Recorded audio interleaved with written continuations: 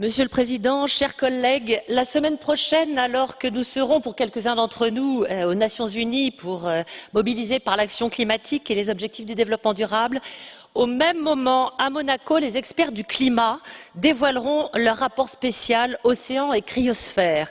Ce rapport que nous avions demandé il y a 4 ans avec mes amis de la plateforme Océan Climat s'annonce très alarmant. Chers amis, à sa manière, l'océan brûle. Et pourtant, pendant des années, les négociations climatiques ont ignoré son rôle primordial dans l'équilibre du climat et les services essentiels qu'il rend à l'humanité. Grâce à la photosynthèse des micro-organismes végétaux, l'océan fournit la moitié de l'oxygène de l'atmosphère. C'est l'autre poumon de la planète. Il absorbe un quart des émissions de gaz à effet de serre. Les écosystèmes marins et côtiers, comme les mangroves et les récifs coralliens, assurent la sécurité alimentaire de 3 milliards d'êtres humains et ils sont un rempart face à la montée de l'océan et la violence des événements climatiques extrêmes. La fréquence et l'intensité des cyclones sont une conséquence du réchauffement de l'océan en profondeur.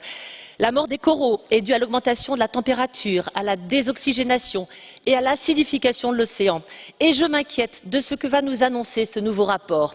En 2015, nous avons réussi à faire entendre la voix de l'océan à la COP 21 à Paris. C'est enfin devenu un sujet émergent qui mobilise la Commission européenne et grâce notamment au travail du commissaire Vella. Et le Chili a baptisé la prochaine COP 25 la Blue COP. Mais la bonne santé de l'océan doit être l'un des objectifs de la négociation climatique, d'autant qu'il fait aussi partie de la solution. Il faut financer la restauration des écosystèmes marins et côtiers, réduire les émissions du transport maritime, développer des énergies marines sans détruire les habitats, etc. Premier espace maritime au monde, l'Europe a une responsabilité formidable et un leadership à prendre. C'est un défi que nous pouvons relever et qui attend le futur vice-président en charge du Green Blue Deal et le futur commissaire à l'environnement et à l'océan. Et je me félicite de cet intitulé. Un océan, enfin, dont j'appelle qu'il soit reconnu comme un bien commun de l'humanité. Je vous remercie.